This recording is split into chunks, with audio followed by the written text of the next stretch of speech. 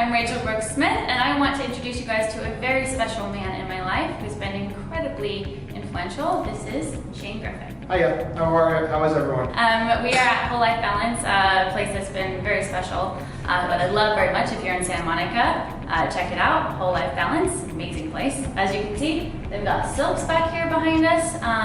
And what else do you do here? Lots of cool stuff. We do. So we're operating on 3 verticals. Okay. We've got our health side of the business and our fitness side of the business, and then we have our body treatment side of the business. And then our 3rd vertical is our medical side of the business. And inside each of those 3, not to confuse everyone, are 3 different modalities by and large. So in the fitness, we have yoga, aerial yoga, as you see the silks Which here, I love, it's so amazing. fun. Okay, so I know that Rachel, I haven't worked out with Rachel, but I've seen her constantly in the throes of working out in some form of dancing, trying new things, acro to the aerial, everything. And the one thing that you do is you be active your whole life. I have. I grew up a very competitive gymnast and then got into, acting and dancing and then boxing and martial arts, so yeah. So there's a predisposition for Rachel because she has what's called muscle memory.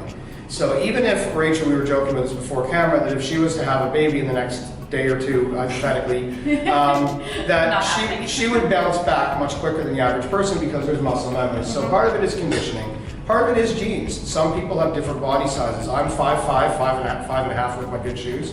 And I don't have a long torso. So I'm never going to have those stacked abdomens that somebody else is going to have and like the pelvic lines and stuff. It's not going to be in my body shape. So we have to train for our body shape. I think it's a huge key too, of just like knowing what type of body you have and how to train effectively and have a lot of self-love and compassion for, who you are, and just because you're not, like somebody else doesn't make it worse. Oh, that's the big, one of the big things we really talk with our clients a lot of the time is like, there's health goals and there's fitness goals. Yes. And what I try to do at WholeLifeBalance, even though we have a fitness side, we also, as we were mentioning earlier, have the medical side, which is the nutritional side. We really want you to believe in you, because you are, and this is one of the big things that would be disruptive, is you are 100% yourself, authentically yourself. Nobody else in the world is like you. So love that, embrace that. Like owning that and being really proud of that, and instead of trying to be like somebody else, celebrating your unique awesomeness.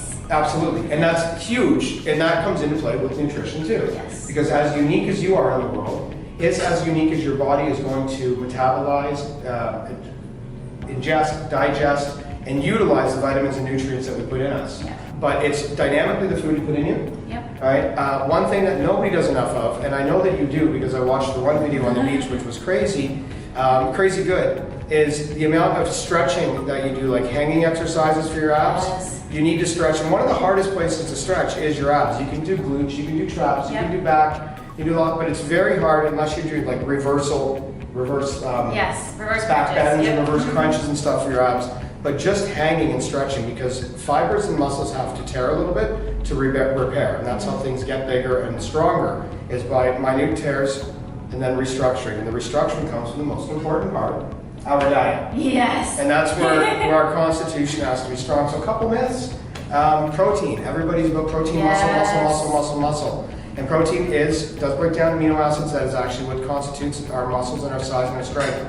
However, energy and fuel is a better cleaning process taken from carbohydrates, which a lot of people think carbs are bad, and that's just not true. There's good carbs and there's bad carbs. Exactly, and it's very easy to explain that. Yes. Everybody's made it overcomplicated. Simple, complex. Complex means it's good for you. Simple means it's not. And all that means is one's got a shorter chain of connections, rather than the simple ones are very small. The simple one absorbs immediately, causes levels in your body of glucose to rise, causes the insulin to have to produce. The insulin spike. Exactly, and then you're down later. Carbohydrates over a long day, or a long period of time, are going to give you continuous fuel, continuous energy. So when you are working out, you're not doing bursts. And that will allow the protein then to be the building blocks. Because if you don't have enough carbs, you're going to use your protein to burn as fuel, which is not efficient, and that's going to take away from the growth and the structure of your body. So know what is for energy, know what is for performance, and know what is for building. Yep. Well, I think the biggest thing is too, is when there's a lot of, we've discussed that there's a lot of people over intake protein. Absolutely. There's like there's a misconception that you have to get like 40 grams right after a workout, or, what would you recommend actually as like the standard, like, so I daily protein consumption? I believe prep is better than repair as a holistic nutritionist. we're here to try to prevent things from going wrong. So keeping that mindset, we really want you to prepare for your workout. So something that we do, and I've given you this little trick of the trade. Yes. You've got these pre-workouts, and I'm not knocking any brand because everybody's out there doing what they know best. This isn't even a brand. This is a home concoction. So I'm not promoting anything except there'll be one piece. I'm Canadian, so Canadian raw honey instead of giving. But not. The one thing that I gave you, which is great to start your day, start your metabolism, get yourself hydrated, and get a dense concentration of nutrients and healthy glucose, which is from the honey. So you would grab a glass of warm water. Yep. You would squeeze a little bit of lemon in there. Yep. You would then take a dollop of honey, or 2 tablespoons, or a tablespoon rather, and put that in. It's got to be raw, unpasteurized honey. Big difference. Big difference. Big difference. So make sure I get the raw unpasteurized. And maybe I should explain that. A little quick tip. Yeah, quick tip. Anything that's pasteurized means it's being heated up so that it will maintain longer shelf life, or it's more presentable sometimes. They do it just to present it on the shelf to be more appealing.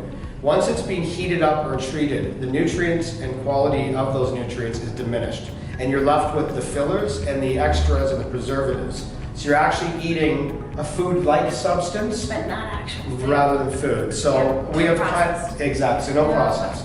So we'll start with the water, we'll put the lemon, we'll put a dollop of honey, we'll put a little bit of apple cider vinegar, and the reason we put apple cider, and that's another tablespoon of that, is to alkalize the body and start the digestion process from being awake. Yeah. Once your stomach starts working, your body starts working. It actually starts at your eyes, to your saliva, to your stomach, but just for simplicity, it goes, once your stomach starts working, your whole body starts going, oh, we're on. Yep. It starts moving. So we do that, and then because I like to put a little bit of spice in there of some form to heat it up, which starts your metabolism to fire, which means you're going to burn more of that. Is that true that anytime you eat spicy food, it does speed up your Absolutely. metabolism? Okay. So when you spicy food is good. when you know when you're sick and you have a fever, that's your metabolism speeding up to get rid of the bacteria or viral that's in you to sweat out the toxins. It's a great tip. Very simple thing to do. Take that drink, blend it really quickly. I put cinnamon in mine. Yeah, I like cinnamon. Maybe some cayenne pepper, a little bit though. Don't overdo it. Yeah. I did. Don't do that. It can get a little crazy. little hot. What do you think about? Would you say that just movement in general would be good for abs? Because I think there's a big misconception that you have to do crunches to get good abs. No, I think overall. You can work your abs in almost any exercise if you concentrate on your core. Absolutely. So I have a trainer, and he comes in every day, and the big reminder to me is, like, first of all, breathe correctly when you're doing your workout. And just, he always tells me, tighten your core. So, inhale, don't arch your back, don't use your back, just try to keep yourself straight and just concentrate on, it's almost like you're crouching a little bit. We could be sitting here, I could be flexing, I could work with my core. I think, and that's a lot of, in that disruptive mindset of like, you can be disruptive in anything you do, and as long as it all starts here, it's like brain focus. What's my goal, what do I want to do, how can I implement that into my daily activity? Find solutions to things, not look for the problem. Yes. All right, guys, so there's some ab tips for you. Thanks so much for joining us. You got Rachel Brooks Smith and Shane Michael Griffin. there you go. Come check out WholeLifeBalance and disruptiveapparel.com.